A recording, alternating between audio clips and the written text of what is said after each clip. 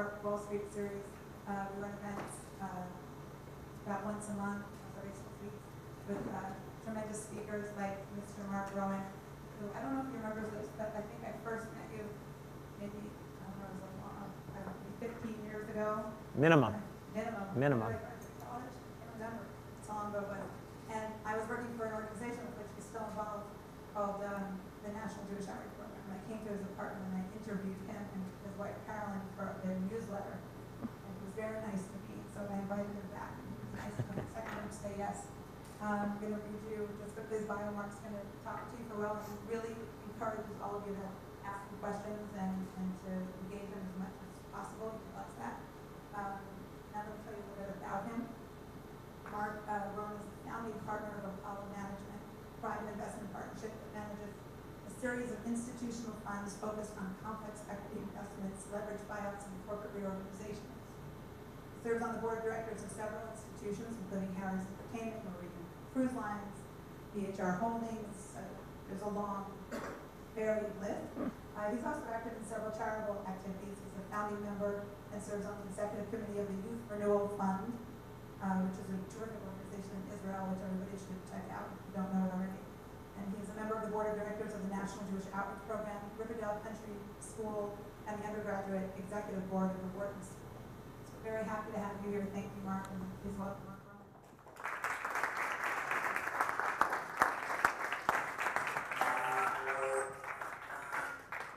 That was me, sorry. Okay. Good. Well, we'll just do a quick sound check. How's that doing for you? Good. So first, thank you all for coming. Clearly there was free food, because I can't believe I got as many of you to come listen to me speak. So I thought what I would do is perhaps start with a bit of history, bring it to present day, and try to engage with you as much as possible. Happy to talk about business, happy to talk about personal life, whatever you'd really like to chat about.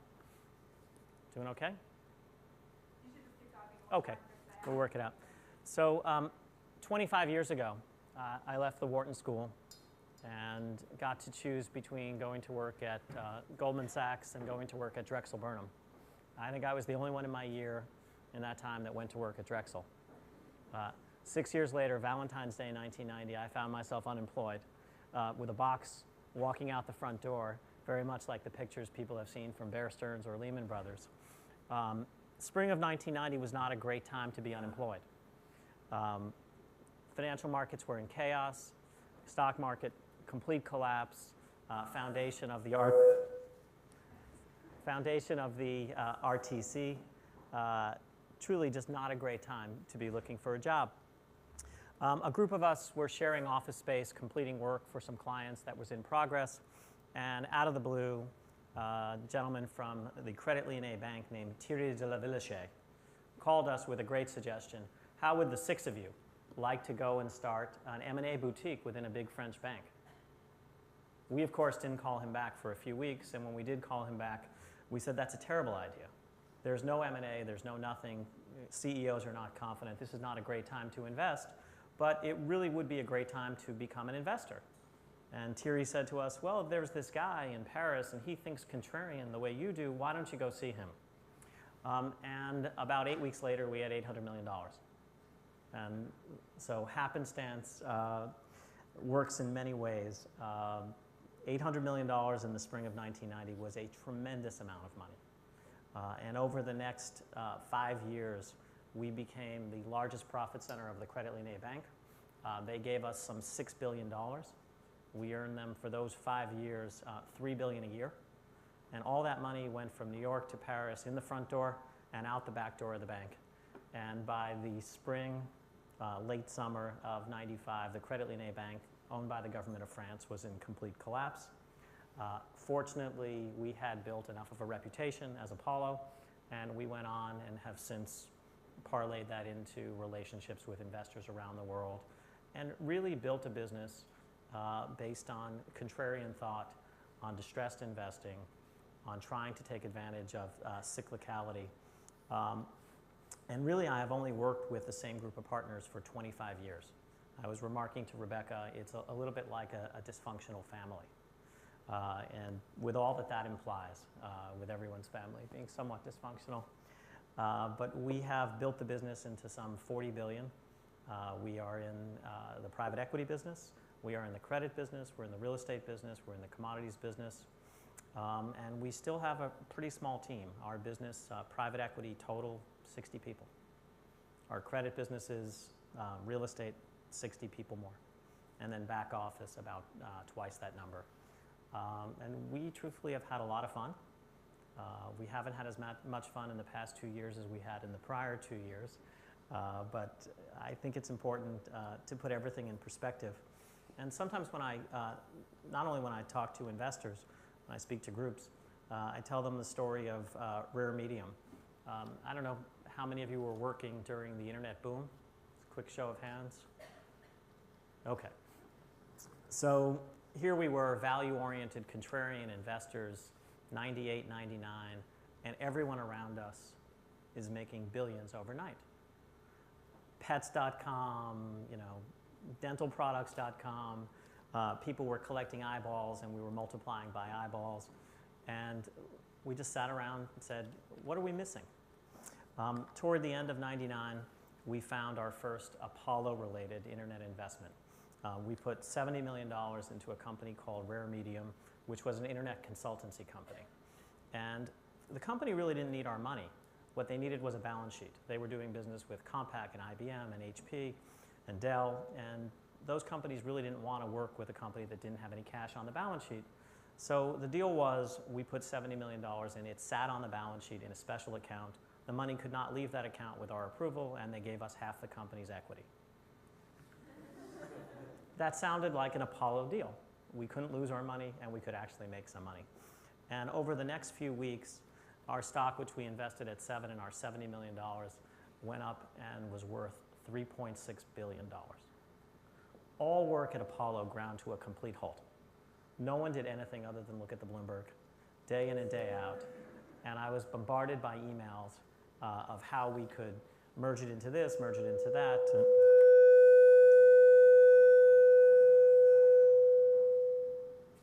Okay, we'll try that again. And otherwise capture value. We were not allowed to sell the stock. We had a lockup for a year.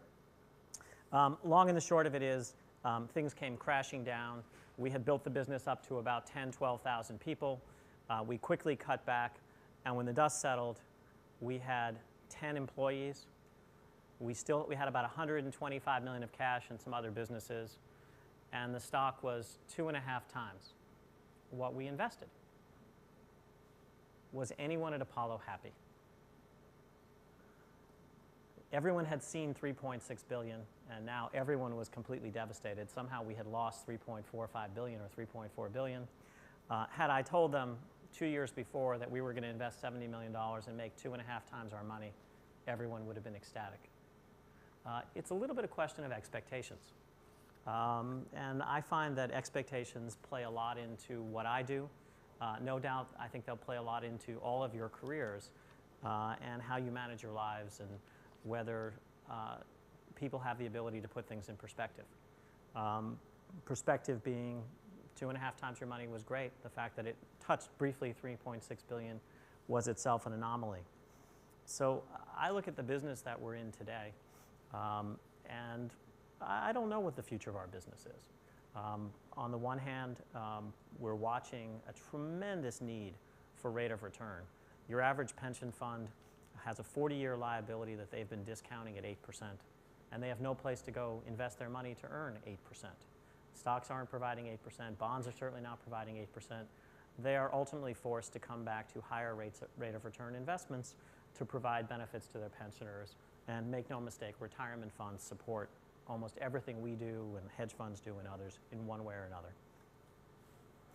On the other hand, we have a group of investors who have historically been very long-term, who have had a near-death experience, and they're not likely to repeat that near-death experience in the same size. And so when I say I don't know if our industry will grow, survive, it's again one of perspective. I think over the past few years, firms like ours have raised 10, 15, $20 billion funds, and maybe the next fund will be 5 or 10. I actually remember life being pretty good when we managed 3.6 billion. That was a lot of money. and we produced a tremendous rate of return. So I do think that expectations for all of you, expectations for investors, expectations, quite frankly, for the leaders of our businesses play a very important role. And no doubt the last few years have been very humbling to many. But so long as one keeps their expectations in check and appreciates all the good things that happen along the way, I think that's terrific. I, for one, am not discouraged at all. I'm by nature an optimist, and I remember getting out of business school in '84 and thinking, God, I'm just too late. All the money's already been made. All the opportunity's already been taken. It's all over. I went to Drexel and I missed the boat. And then in 1990, I was thinking, God, I should have gone to Goldman Sachs. And then I've now hired 20 years of people who work for me, and every one of them comes in thinking, 5 years ago, that's when I should have gotten here. You want, at the point in your careers when most of you are at, you want chaos. You want everything shaken up. You want the system to be brought down and rebuilt again. This is a time of incredible opportunity. I come in, and the last few years have been somewhat boring. You have not had to distinguish yourself by doing anything spectacular. If you buy something and it goes up, that does not mean you're smart. It just means you happened to buy something and it went up. I find what's going on right now incredibly challenging, incredibly intellectually stimulating, and an incredible opportunity for wealth creation. And that certainly has been the history of financial investing. It's certainly been the history of our firm, that just when we think the world is coming to an end, financial markets are complete collapse, it's never going to get any better. That is the time to pick through the runes and build the next career, build the next company, build the next great fortune. And I have found that personally very rewarding. The people who work with me have found that very rewarding. And we've really had a good time, because this is actually a lot of fun when you're being pressed each day in the face of uncertainty to make decisions. Somewhere along the way, perspective in business, being forced to make decisions amidst chaos, one of the things that I always counsel young people on is find a balance in their life. When you start your career, it is really easy to be committed 100%, to be 24/7, and ultimately to be, everything, and to be there all the time. And what I find is that just gets harder and harder as years go by. You become intertwined in relationships, you have children, you have other interests, you have other outside things. And if it's not balanced, people self-destruct. I think for me, certainly one of the secrets to my success and my ability to do this for 25 years and to still be pumped each day about doing it is a great marriage. I come home every day and I smile. I married my trophy wife the second go-round. I have 3 boys. I should say the first go-round. I have 3 boys. I have a 10-year-old, a 13-year-old, and a 14-year-old, and now an 8-week-old. And I joke that this is the recession version, 2 families, 1 wife. But it's really been terrific. The other thing is I have found all along the way time to do other things. So I sat in the bullpen at Drexel at 55 Broad and at 60 Broad with a group of very talented people. And amidst all this chaos, we sat around and said, what is it we're doing to give back? Yes, we wrote checks. Yes, we occasionally did the good deed. But what we were missing was that connection that we could do something hands-on. And out of that came a business plan for a charity, which basically was predicated on hands-on involvement, cost-cutting to the bone, efficiency, pyramiding the money by using other people's money. And this was the initial business plan for what became Youth Renewal Fund. This is not an advertisement for Youth Renewal Fund. It just, by background, supports educational projects in Israel. It is hands-on. You had a good idea. You research it. You sell the other members. You get on a plane. You go to Israel. You work it out. Now, of course, we have an executive director in Israel who helps you work it out. But the reward of doing something hands-on, the reward of building it, the reward of touching it, and the camaraderie that comes with actually building something that is outside your career, that is giving back, is truly satisfying.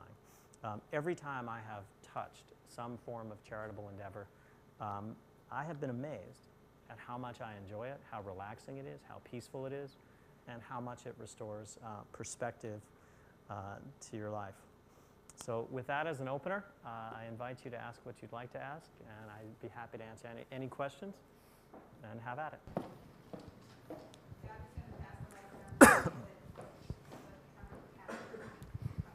Hi. Can you tell it, were the 5 other gentlemen that you worked with, that you started Apollo, were they all former Drexel? They were all former Drexel. Yeah. We were all crammed into one little office in some back room of Ben LeBeau's office.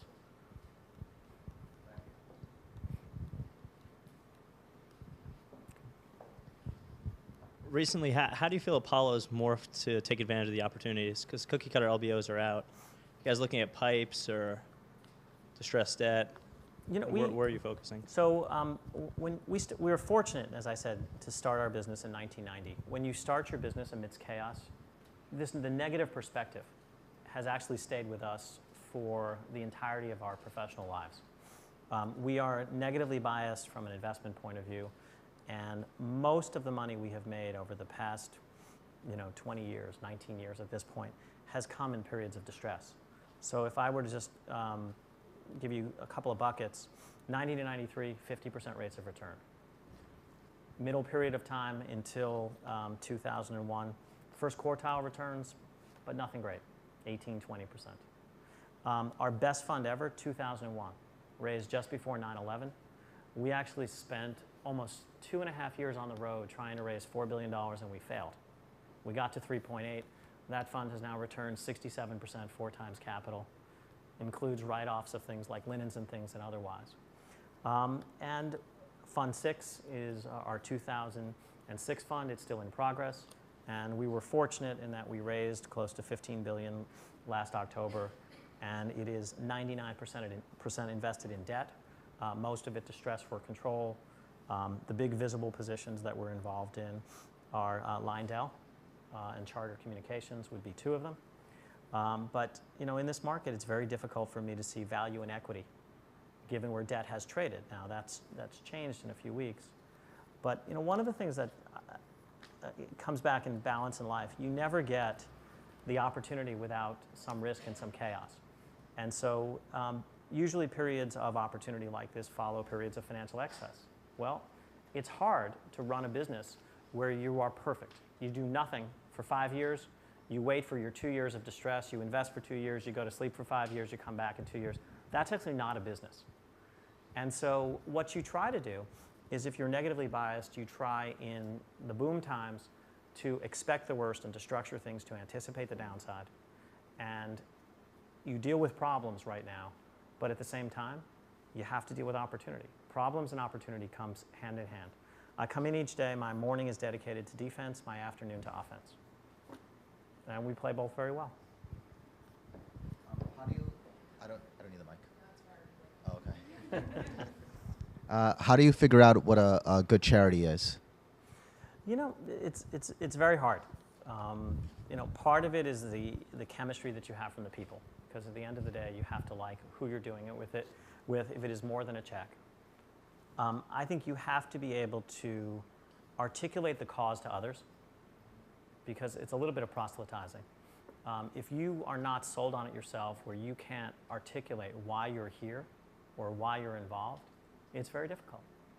So I think that's a good way of measuring commitment.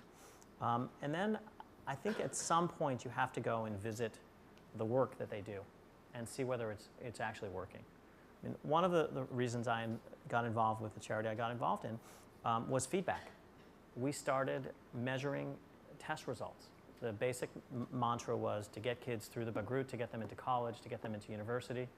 And we took pilot schools and we tested them, and more kids got through the bagrut, and we could measure success, and we altered the programs, we changed them, and just evolved and evolved and evolved. And so this constant cycle of feedback to know that it's working, which is really fundamentally what I'm saying. Does it work? So I like the people, I feel good about it, I can articulate why I'm involved, and it works. And that's what has me hooked, and that's what's kept me doing it for 20 years. Go ahead. How do you graciously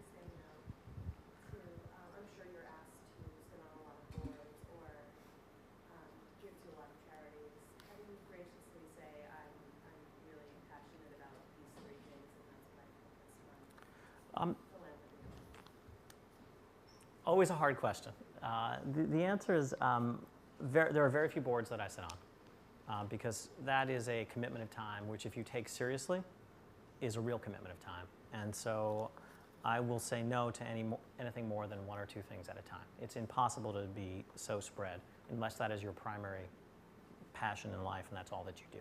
I have a day job still at this point. In terms of contributions of money, you know, the fundraising cycle is a very interesting thing. And I raise money not just for Jewish charities and for school charities. I raise money for Wharton and for everywhere else. And people are very shy about asking others for money. Most people are. There are some who just have no compunction whatsoever. And we like those people because they're salesmen. And we like those people. But what I find, and this is going to be more than you asked, is not many people really know what's expected of them. And so for most of your young adult life, you'll get informal solicitations, mail, letter, casual phone call.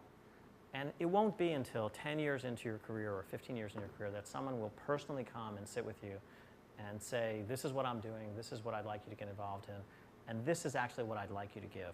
And usually that number, you know, has you going home and just saying, like, what did I get into? How did I accept this meeting? But, you know, eventually people will settle into a zone that they understand that being charitable is part of, you know, giving back to what they've received. There are some people who that never clicks for.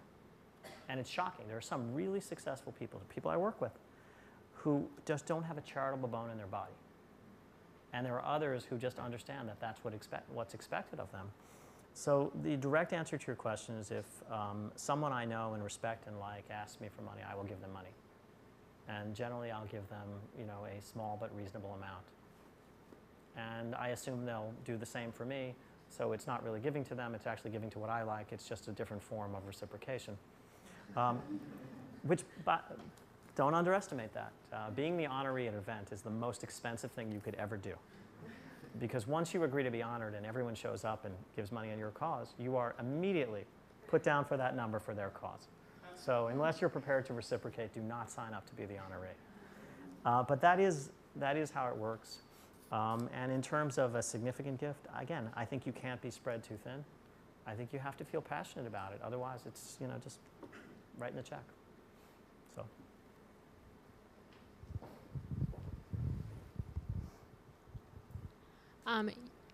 You had mentioned that Apollo was on its 6th fund, I think? 7th. 7th, okay. 7th. And you just were able to raise money this past October? Is that what you had said? You know, it's kind of a shocking thing. And this is Well, I was curious, I mean, just not to cut you up, but I was curious to know this. I know you obviously can't give names, but I'd be curious to know the sources of the capital, just on a general level in this environment. I mean, the answer is traditional source of capital. State pension funds, sovereign wealth funds, high net worth individuals. Did you find that the breakdown was any different than? No. There's a very, you know, kind of interesting cycle to investing, and I teach this class at Penn sometimes, and I always ask the students, what is the secret to success in investing? And I get all these really great answers about relationships and this and that, and it boils down to one thing: low price. Low price has the highest correlation to successful investing versus anything else I have seen. And then I ask the follow-up question, which is, given how smart we are and how smart all our brethren are, when do we invest most of the money? When prices are high, because that's when people feel good. That's when things are for sale. That's when there's lots of leverage. That's when people are swinging the bat. And so the history of investing, particularly if you look at private equity, most money is invested when prices are high, despite the fact that everyone knows the best time to invest is when prices are low. Look at what's happening this year. If you are a limited partner in a number of funds, you have had virtually no capital calls this year. Shocking. 2006, 2007, $1 billion a week was going out the door. And so what you need to do is you need to have a strategy that allows you to invest when the capital markets are completely shut down. Our strategy is distressed. And that has always been how we have managed to produce good returns in a very bad environment, which is you don't need financing. You don't even need a counterparty. You just need the work, the knowledge base, and the ability to withstand pain. And you know, this is both a personal quality and an investment quality I'll come back to, which is, and I say it to investors all the time, how much are you prepared to suffer in the short term for long-term reward? If I look at every distressed investment we make, the only way we get control is if price goes down. If we buy something at 50, because that's where we think value is, and it goes to 40, we logically buy more, and if it goes to 30, we buy more, and if it gets to 20, we're really excited. But if it goes to 60, we sell it. So we only get control if it goes badly. Well, you know, that was an interesting thing. Very misunderstood in our business. We basically had the luxury of non-accounting. We held everything at cost for a very long period of time. All of a sudden, we have what's called FAS 157. We mark to market. And so while we're doing all this really good work for investors and buying it at 50 and 40 and 30 and 20, they're suffering incredible losses. Apollo down 40%, down 50%. How much capital did we invest? In the past 6 months, $5 billion of capital. Just shockingly high numbers. And we've bought down all the way. So I come back to my investors and I say, well, aren't we doing a good job for you? We've only lost $3 billion so far this year. And it's very interesting to see because they know it intellectually. They know they have to invest now. They know this is the best time to invest. And they know that doing what we're doing through distress for control is exactly what they need to be doing to produce long-term returns. But the question is, can they stand the short-term pain? My new definition for contrarian is it doesn't feel good while it's happening. I think we'll be right in the long run, but you know, we'll wait and see. How long would you say is long term right now? Well, long term has become much shorter. You know, we have our longest investor, and I spent an hour with them 2-3 weeks ago, and they've been with us for 19 years, and took them through the portfolio. They said, that's great. 10 days later, they call again. They say, what's happened? I said, you know, what do you mean what's happened? Nothing's happened. For us, long-term can be 12, 13, 14 years. We bought Vail Resorts in 1990. We sold it in 2002. We never had any money in it. Rode profit the whole way. Rode it up, rode it down, rode it up, rode it down, rode it back up. Doesn't matter.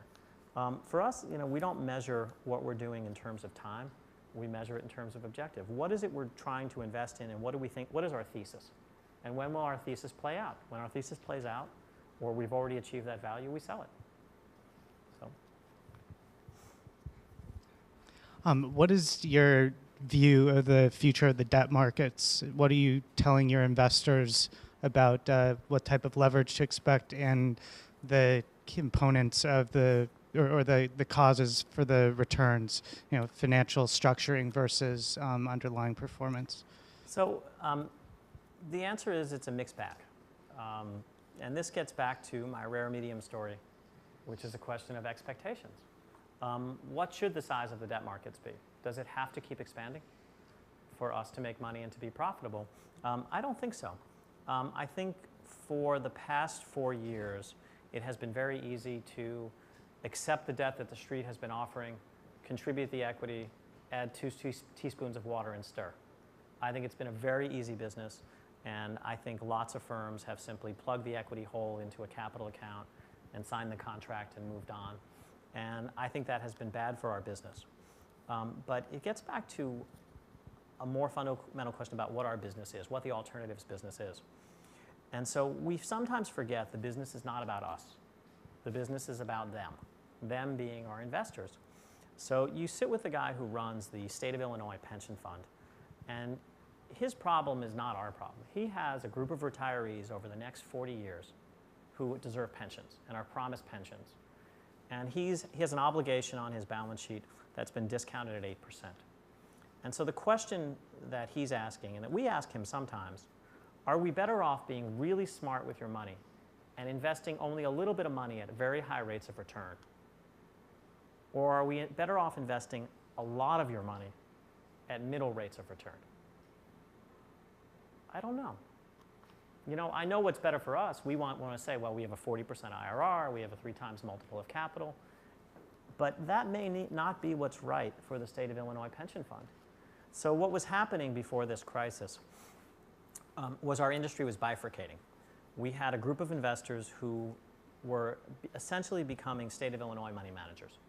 They were a proxy for the public equity markets with leverage, with active management, and if they produced net returns of 12 to 15%, that was twice the bogey of state of Illinois, and so long as they could do it in size, that was terrific, and they were actually serving his needs, and therefore I would say they were successful.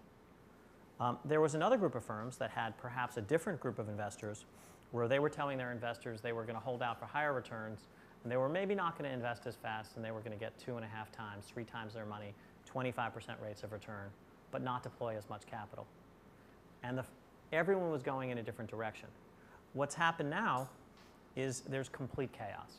I think a number of the large firms will disappear. I think when you look at their portfolios, people who have not raised capital already, who do not have a chance to show returns in this market, who will only have the results of their 2006 and 7 vintage funds, and if they are as bad as I think they will be, just like we lost Forsman Little and a number of others in the last cycle, I think we'll lose a number of the big firms in this cycle. So what are we telling investors? We're telling investors we're going to do what we told you we're going to do, and we're going to play it contrarian, and if you don't like the short-term pain, don't you remember that's what we do.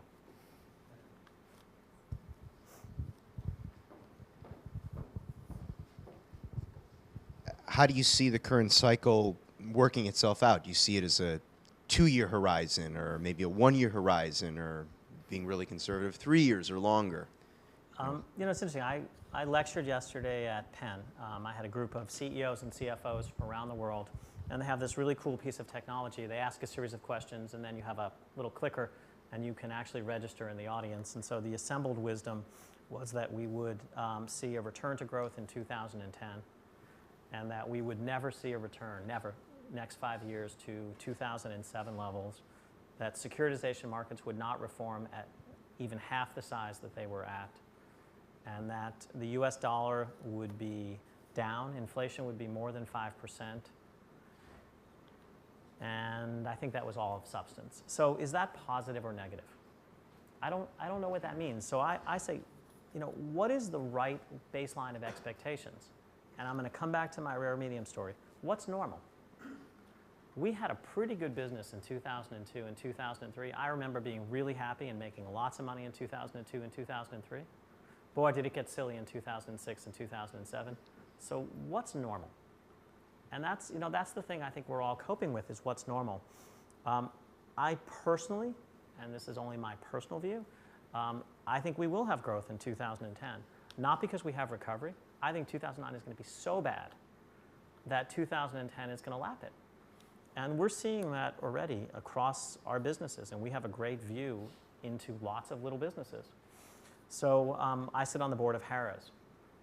Las Vegas is packed. It is booming. You may not like the rate, but you're north of 90% occupancy. So what does that say? That says that price has adjusted, volume has come back, and so long as volume stays, you will eventually lead price over time, and we will lead price back. Now, does that mean we're going to get back to 2007? It may not, but I think we're going to see recovery. I just don't know where we're going to settle from a trajectory point of view. The guy who runs our retail franchise has kind of an interesting chart, and he goes, I think, 50, 60 years, and he looks at growth in wages and retail sales. Because he's asking himself the same question, which is, when the dust settles, what's the right level? And you basically see that retail sales and income were perfectly correlated for 45 years. And then you had 5 years it went like that. Retail sales went this way, income kind of went like this. And now it's actually gone under the line. And so do we get back to the line? Maybe.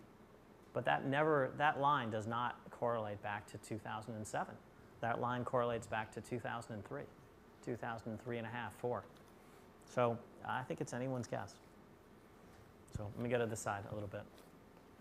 I thought your pricing comments were interesting. I come from sort of a finance consumer goods background, and we've learned over time that once you start cutting prices and promotion, becoming promotion heavy, which is what Las Vegas is doing essentially, it's very difficult then, maybe not in the long run, the 20, 30-year timeline, but very difficult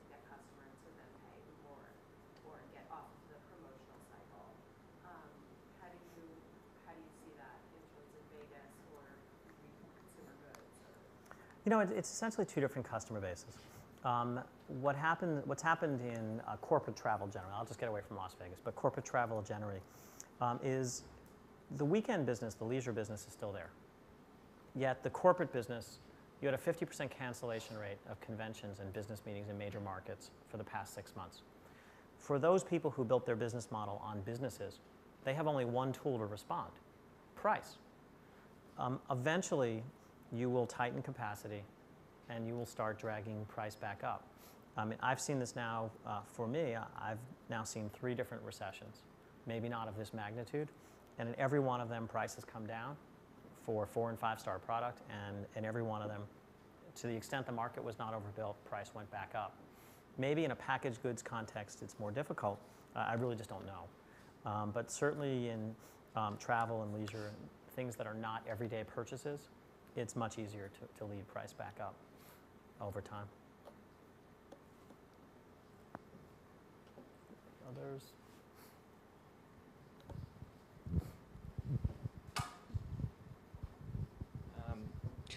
This may be a little much, but could you maybe go through like what your general day-to-day like investment decision process is, and when the point of analysis to giving the yes on an investment is?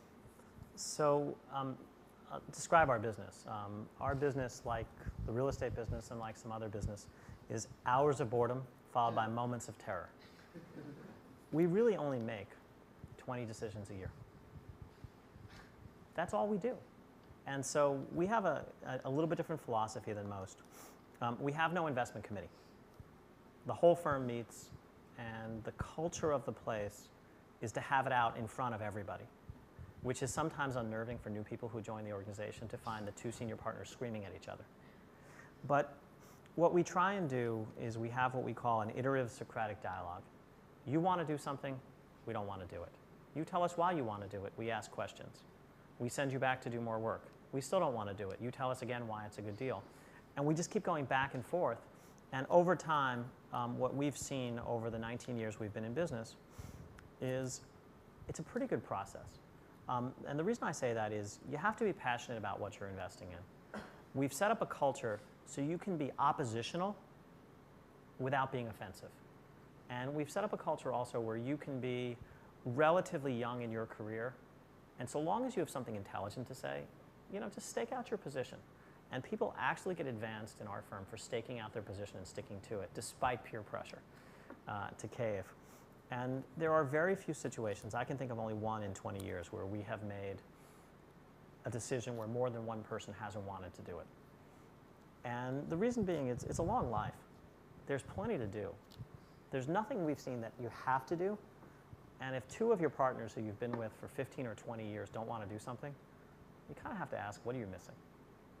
Now, we've occasionally violated that rule, but it's at our peril. But, I work, it's interesting, as a firm, we tend not to work with other firms. Of the last 20 things we've done, 19 of them have been by ourselves, and 1 has been with one other firm. And that's going fine, but it takes 3 times as long to deal with a partner as to do it ourselves. And it's not that we're unfriendly, because at one point or another we've worked with every firm one-on-one. It's that it's just too difficult. And we're seeing that now in times of adversity. And we're also seeing analysis paralysis. We just don't know. Again, this is a business similar to the way people run their life, of downside protection and mitigation. What can I win from doing it? What can I lose if I do it? How do I protect my downside? Our entire investment philosophy, the way we live our business, comes out of Drexel. We actually don't have an investment committee. We approve credits. The mentality is such a credit mentality. What we want to try and do is, if it doesn't go well, we want our money back. And if it does go well, we want to make normal rates of return. A lot of what we do is about downside protection. A lot of what we do is about financial engineering. A lot of it is protecting your downside. And what we find is if you protect your downside and you live long enough to survive, eventually you're presented with opportunity. And that's when managing the portfolio actively and cutting costs and being strategic and all that great stuff. But it starts with most of your outcome is determined the first day. So if you've made a bad investment, it's going to be hard to turn it into a good one. Do you have a fixed framework that you train your analysts to use? You know, the answer is we do. We don't let them, we look at multiple in, multiple out. We look at 5 years. We force them to model a downside. But how do you model a downside? And I'll give you my favorite one because it's a deal I green-lighted. We, in the UK, we own the largest real estate broker. So the 20-year average, actually 35-year average in the UK, there are 1.35 million home sales. In 35 years, the low is 1.1 million home sales. So our really smart associates said, aha, our downside case is going to be 900,000 home sales. In 2008, there were 500,000 home sales in the UK. There were more home sales when the Germans were bombing London, which is a true statistic, than there were last year in the UK. How do you model that? So what was your choice? You could sit in 2006 and 2007 and really do nothing. And you know what? I don't really know any investors who did nothing for 2 years. Or what you did is you assumed things were going to be bad. Maybe you assumed 1 standard deviation. And now you've been dealt a 3 standard deviation move. And now what do? And this is really, I think, where it gets to when you look around whatever you're doing, whether it's a charitable activity, whether it's a relationship, or it's a financial and business partnership, you have to look at who your partners are. Clearly, every decision you made in 2006 and 2007 is now under stress. So the first thing you have to do is you have to admit there's a problem. Private equity firms are notoriously bad at selling things at 2 times and 0. Very few people actually sell something at 80% of cost. Why? Because the incentive system's all screwed up. They're afraid to admit a mistake. So we've created a culture that allows you to say, this thing is not going well, we better fix it quickly. And the second is, if you're a good distressed investor, you're also really good on defense. In that one company, we actually just restructured it. It closed a week ago. We went to the creditors and we said, look, we have a year's worth of cash. If we run through the cash and the market comes back, we win. But we are already worth nothing today. So that's a good trade for us. And if we run through the cash and the market doesn't recover, you lose. And it's going to be worth nothing. What do you want to do? So we came to an accommodation. Rather than owning 50% of the business, we now own a quarter of the business. The creditors gave back $575 million of debt. If I had done an IPO, I could never get to the point I got to. You just, make lemonade out of lemons. And it's not like my partner said, you did a bad deal. You didn't predict that we'd hit 500,000 home sales. They just said, great restructuring, move on. So. Can you talk a little bit about how the rules and influence of government may have changed your business or investment decision process? It's changing. It's very fluid right now. The biggest change to our business so far has been this FAS 157. It's taken people who should have a 40-year investment horizon and should be the ideal investors. They should be the ones investing tons of money right now, and it's hamstrung them. Because the political ability to invest more when you've lost, if your CalPERS $30 billion or $40 billion, and it's retirees' money, there's just no political will to withstand that. So I do think we're going to be in a more regulated fishbowl. I just got back from about 2.5 years in London, and I will tell you that the environment toward private equity is as hostile as you could possibly believe, almost everywhere else in the world compared to the US. Doesn't mean it's not possible to make money. It doesn't mean it's not possible to make deals. But our CEOs in Germany, bulletproof cars, gates, why? You fire workers. How could you do that? The understanding of efficiency, the things that we may take for granted in a Western economy, in Germany, that doesn't exist, much less France. Even in the UK, I tell this very funny story. My wife is a fashion designer, and she works in fur sometimes. And we pull up at an event one night, and there are protesters with signs and like a carnival on the sidewalk. And she says to me, "Oh, not fur again." I said, "No, you're safe tonight. They're protesting private equity." And this was the union protest against Permira at the private equity gala. And it had all the carnival atmosphere of a PETA protest or something else. But that is, we have to accept that we may not like it, We may not think it's fair, but it's a reality. We have more than 1 million employees in our underlying companies. Harrah's is 70,000 employees. To think that we're not going to have a government role in our business, just not true. It's incredibly unfair. It's incredibly distracting. It is not value creating at all, but we better get really good at it really fast, because going to Washington and explaining yourself is very important. So. Are you comfortable dealing with a less than perfect set of information, so having to make a decision with 80 to 90% of variables? The answer is the question was about imperfect information. You never have perfect information. It is not possible to have perfect information. If anything has been shown for the past year, is you just don't know. You just don't know.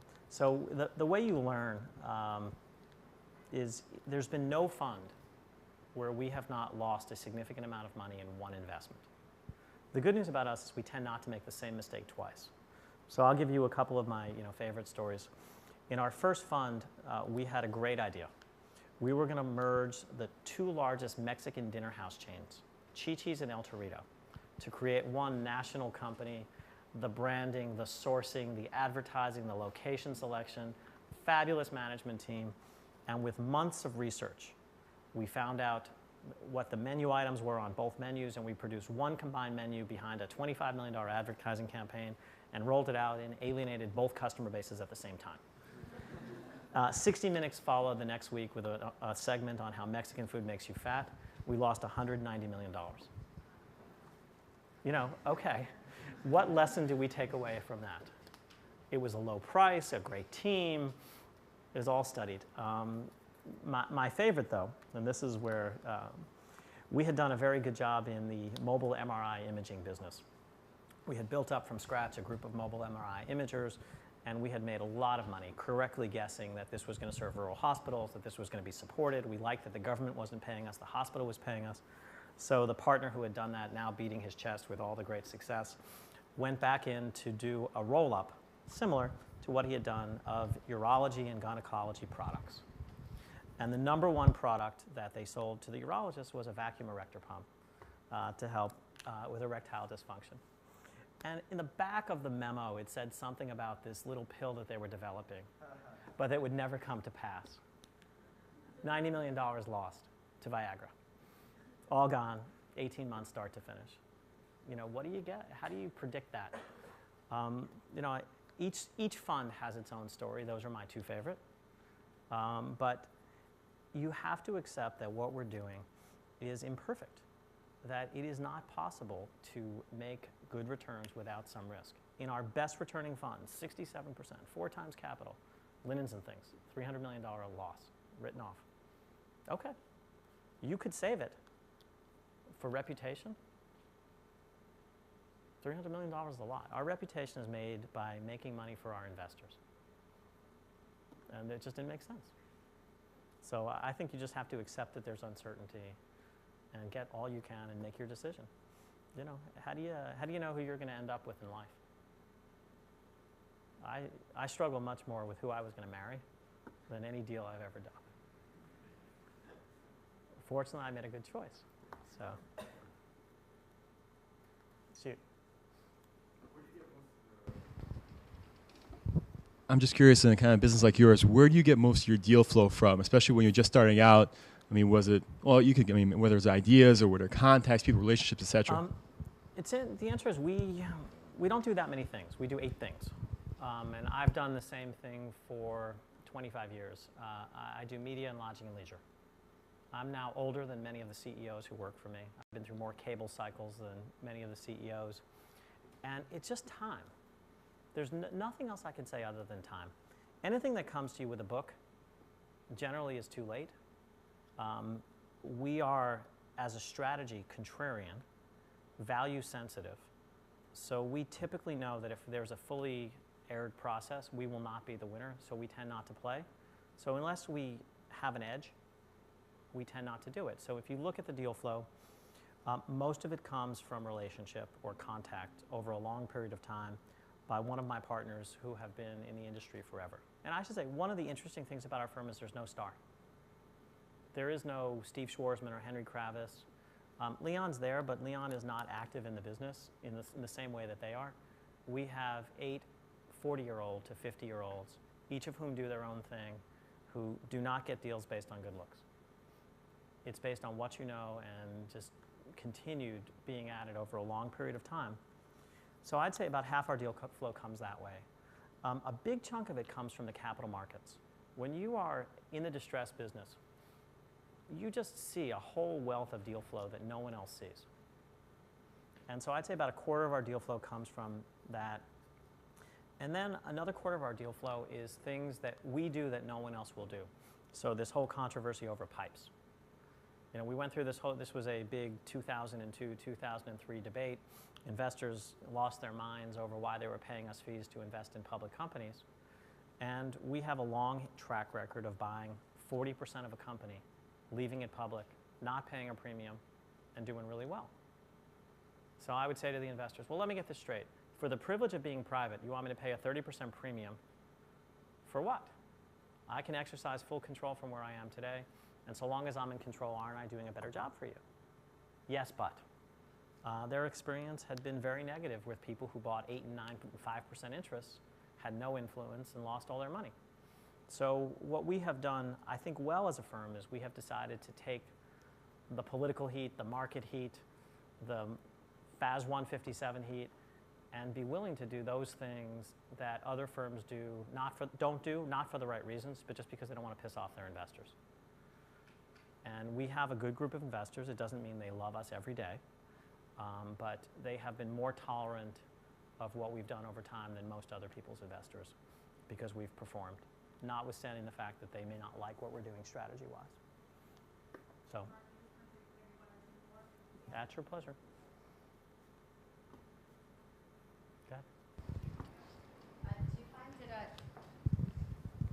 Hi. Do you find it challenging separating your business life from your personal life? Every day. I mean, literally, I was waiting for someone to ask that.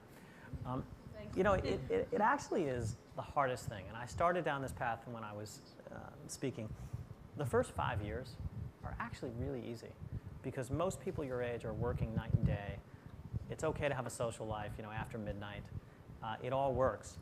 But it is the ability to sustain that over not 5 or 10 years, but 25 years, that ultimately puts you in a position where you actually know what you're doing.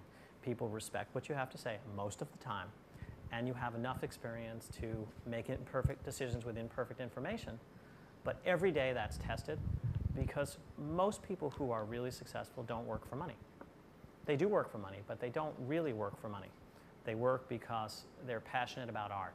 They work and they're feeding that habit. They work because it's for charity. They work because they love it. This is a very hard job to do if you don't love it. It's easy to fake for 5 years because it's not that hard. But every day you make a trade-off. You know, you want kids, you want a family, you want a normal home life. Every day there's another pull to what you do.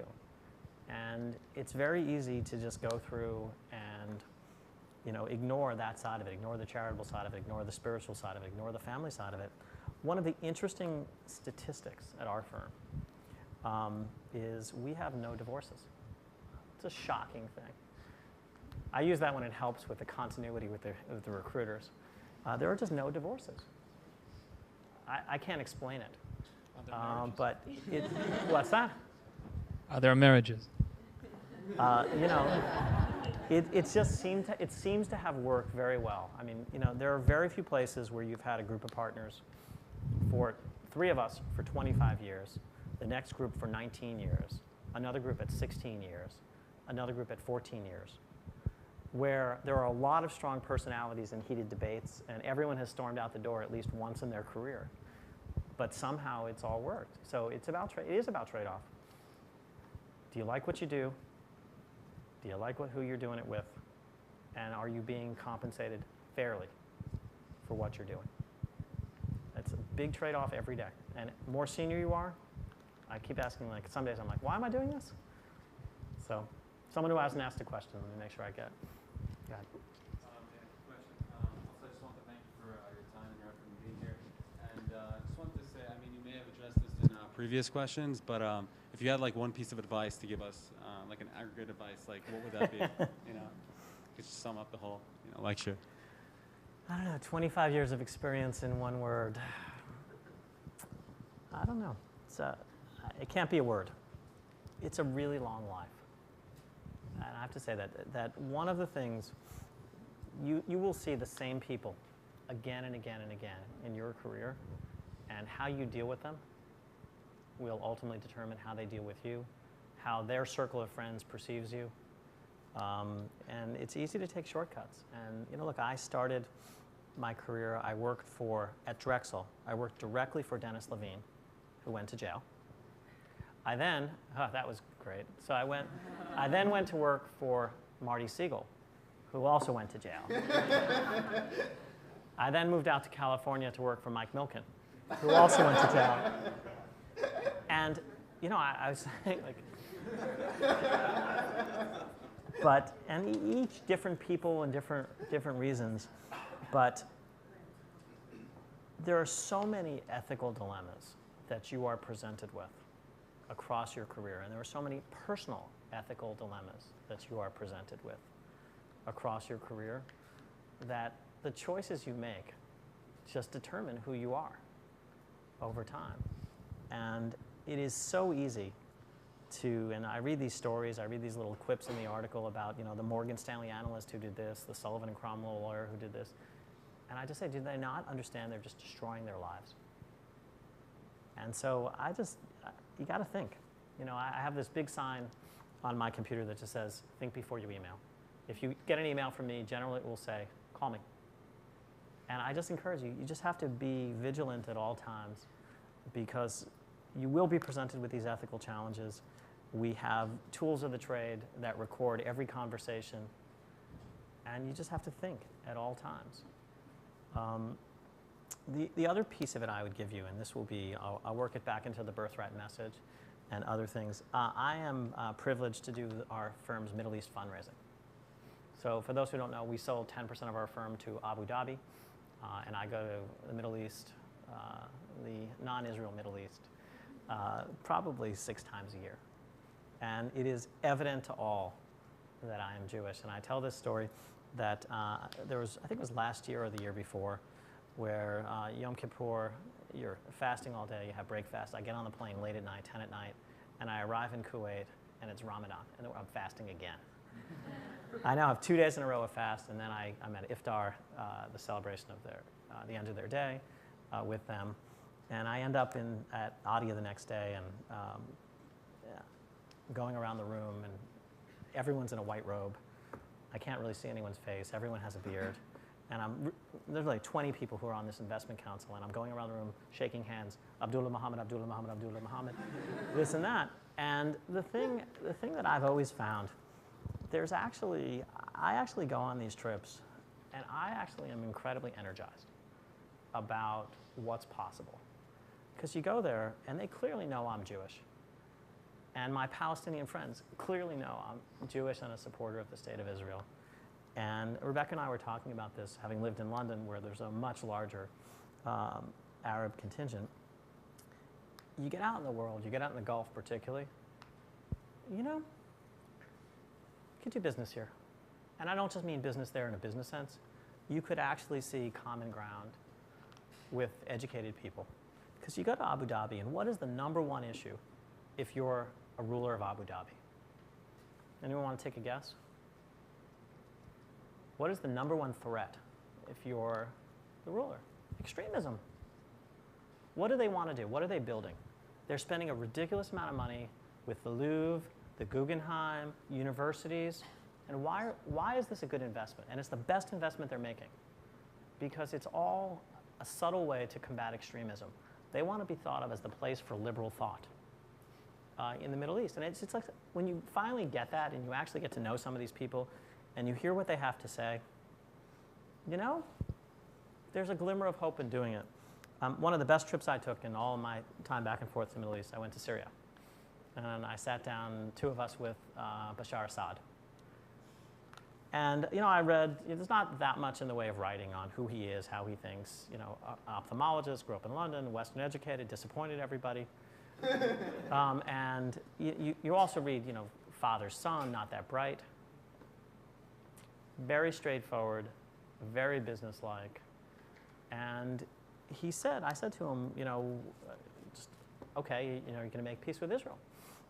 He said, it's not really possible to make peace with Israel without the U.S., without, U.S. troops ultimately stationed on the Golan.